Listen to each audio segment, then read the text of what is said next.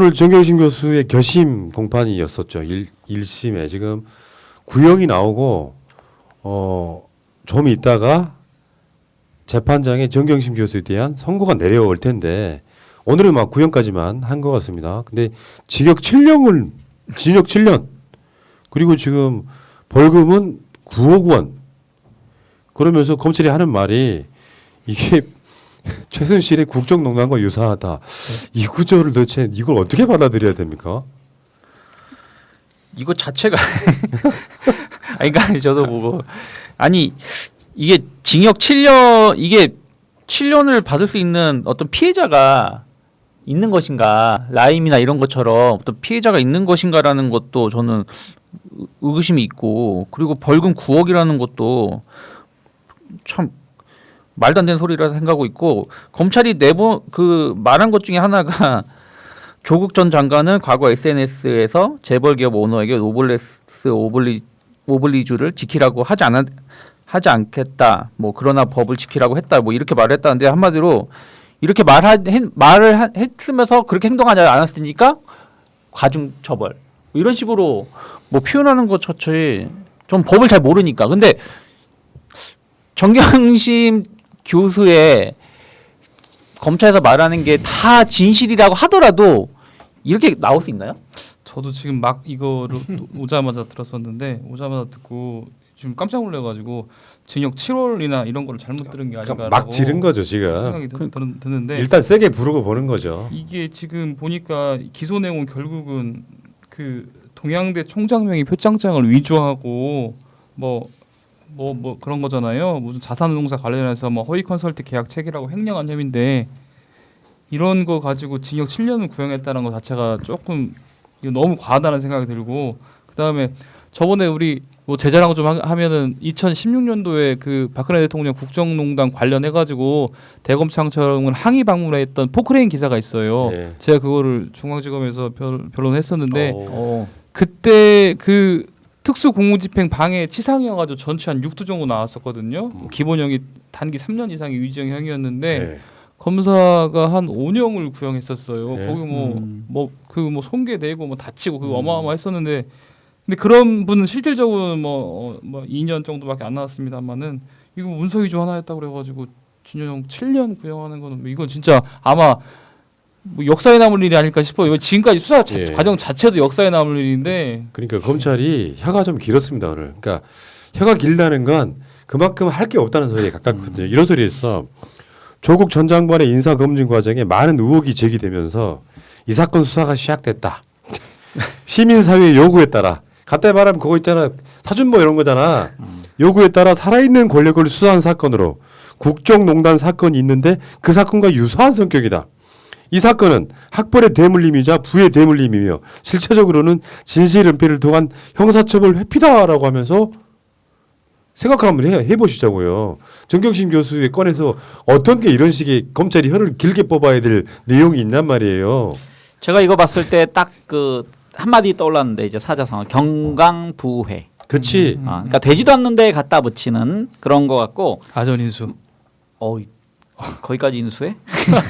그 제가 만약에 학벌의 대물림에 대해서 문제된다면 지난번에 연세대학교 부총장 등에 관련된 그리고 그 서울대 수의대 그 교수 등에 관련된 등등의 문제에 대해서도 이런 식으로 처벌해야 된다. 근데 그 사람들 기소가 아니고 가벼운 징계로 끝난 걸로 알고 있고요. 거기는 부정의 입학이에요. 그렇죠. 거기는 여기 들어갈 수 있지. 그러니까 면접 같은 거 볼 때 네. 무슨 교수 딸이나 아들이라고 해서 점수를 더 주는 방식으로 해서 입학시켜버리는 그거는 거예요. 명백한 불법의 행위였습니다. 그다음에 부의 대물림이면 지금까지 부를 부정하게 상속받은 거의 대한민국의 많은 사람들 아주 그 상속받아서 부유해진 사람들 상속세를 제대로 내지 않은 그 사람들 다 다시 뭐 수사해야 될 상황이고 그다음에 제가 그 지금 징역 7년에 대해서 한번 찾아봤더니 네. 김포시 시의회 의장이 부인을 골프채로 때려 죽인 적이 있습니다. 그게 7년이야? 그 사람이 7년이에요. 7년형을 선고받았어요. 그 사건만큼 만약에 이게 위중한 사건인가 수평 비교를 한번 해보시기 바랍니다. 갑자기 막 골프채 듣고 근데 이제 이런 게 있잖아요. 뭐 선고가 뭐 이재용처럼 5년 내려지면 집행유예 불가능한 이런 법적인 나름대로 구조가 있잖아요. 그렇죠. 근데 구형은 뭐 어차피 지들 뇌피셜로 지르는 거니까 그렇죠. 7년 구형을 하는 이유가 그만큼 중형이라고 하는 중범죄라고 하는 이미지를 각인시키기 위해서 정경심 교수한테 7년을 때린다고 쳐요.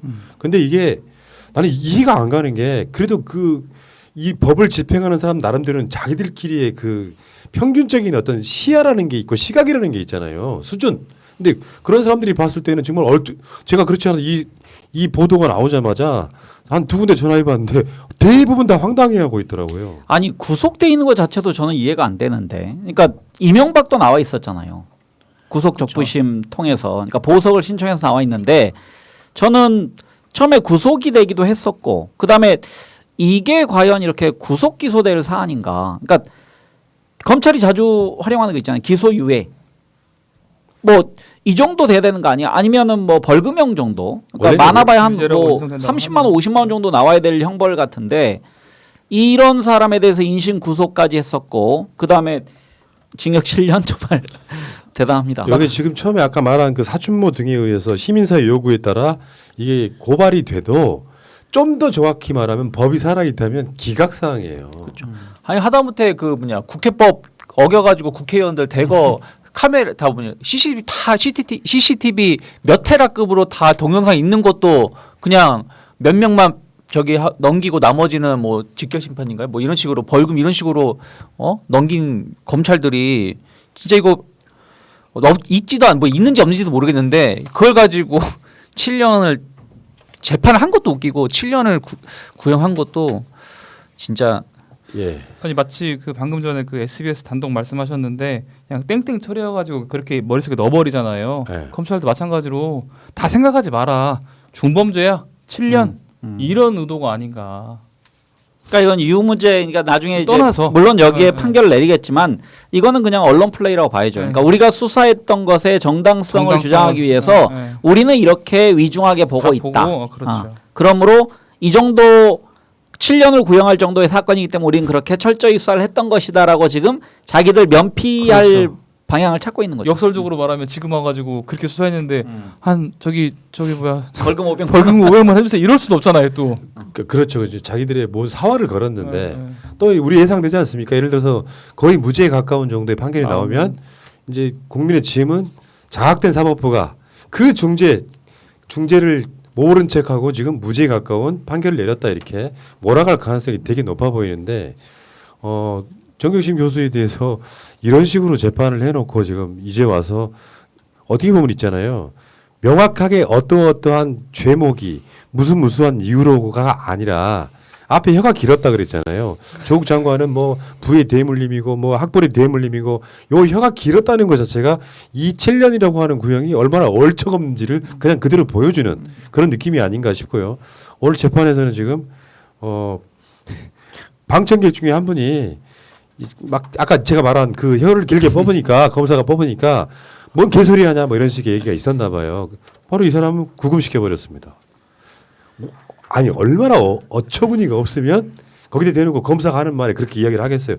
참 나 진짜 우리들 같아서 가서 그런 얘기 했을 것 같아. 이 좀 약간 미친 척하고 술 한잔 먹고 들어가가지고 좀 미친 새끼 아니야 이런 느낌이었을 것 같아요.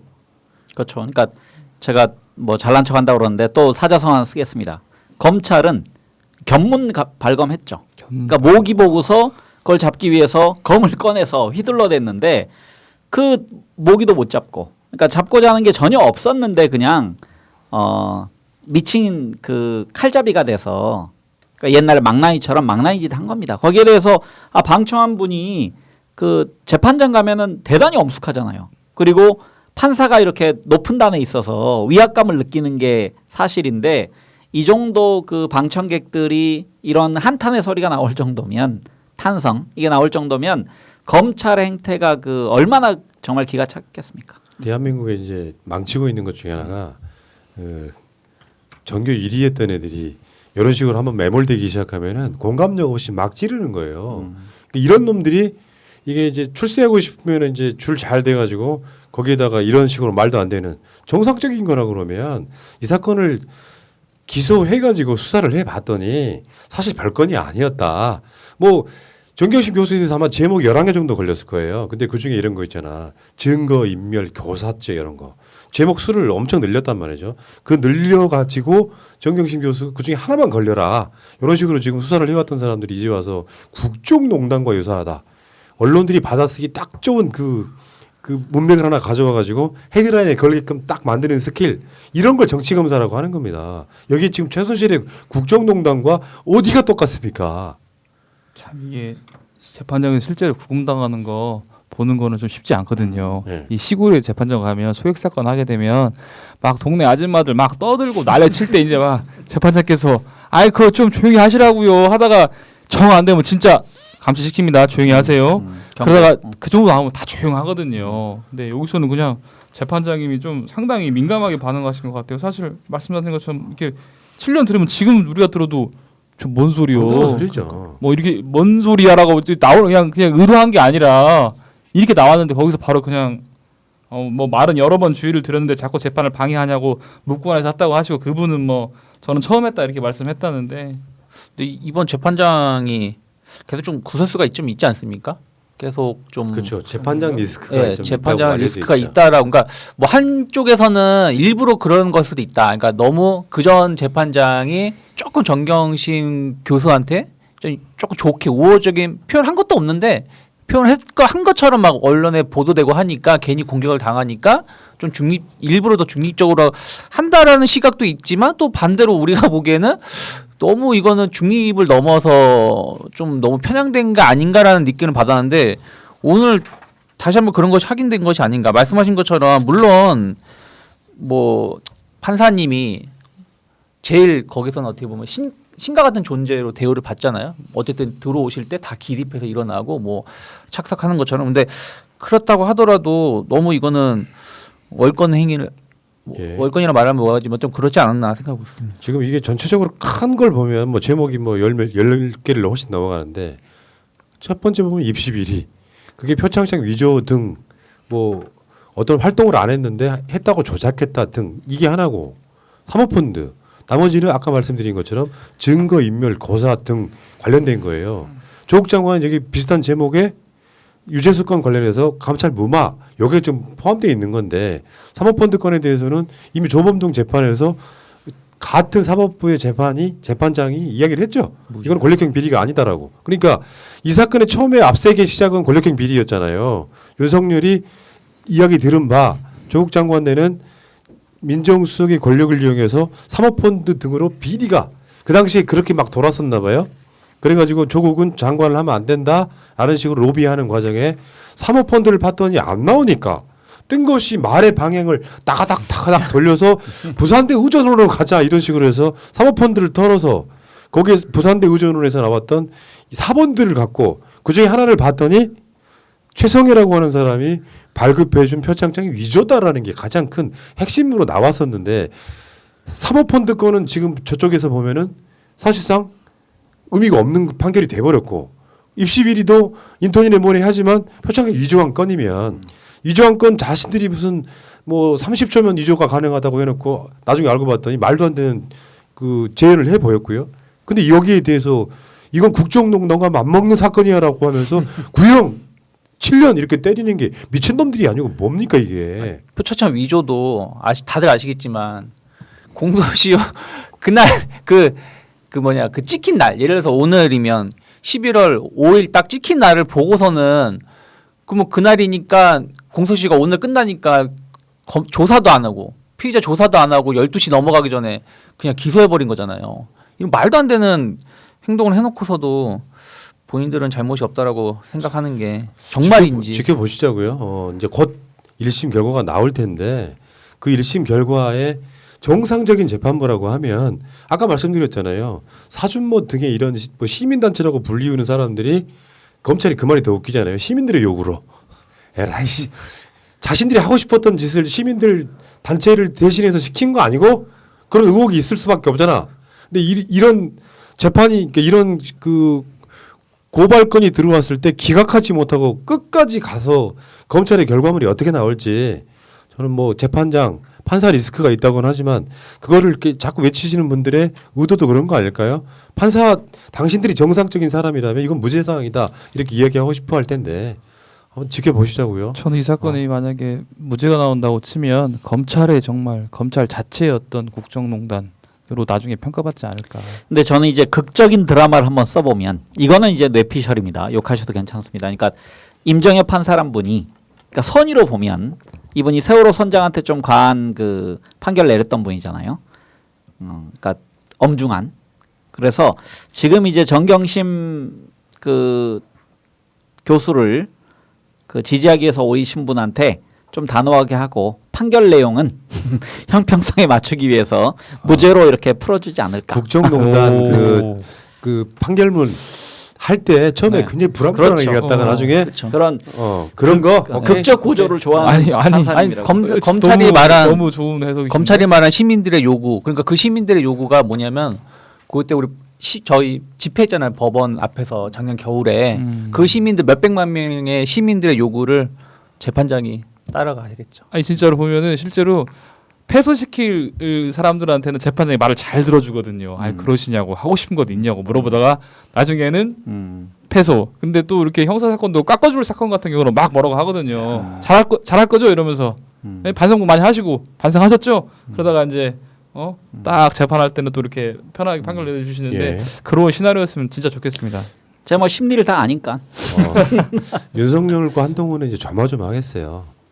이제 어떤 재판 결과가 어중간하게 나올 수 있잖아요. 어떤 건은 무죄, 어떤 건은 유죄 해가지고 애매모호하게 나오면 이제 자기식으로 해석하기 굉장히 바쁠 것 같고 어쨌건 지금 저는 과한 수사를 정치적 목적을 갖고 했다면 그것은 공수처 수사 대상이라고 생각하는 사람이거든요.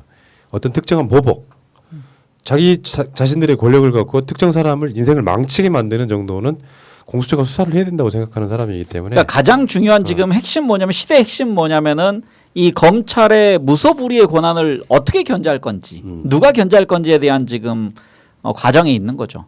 그게 이제 하나의 수단이 공수처인 것이고 저는 국회도 견제해야 되고 청와대도 견제해야 되고 시민도 견제해야 된다고 생각합니다. 근데 그 힘을 우리가 이제 공수처라는 형태로 일단 맡겨보는 거죠. 거기서 미비되면 전 또 다른 기관이 생길 수도 있다고 생각합니다. 예.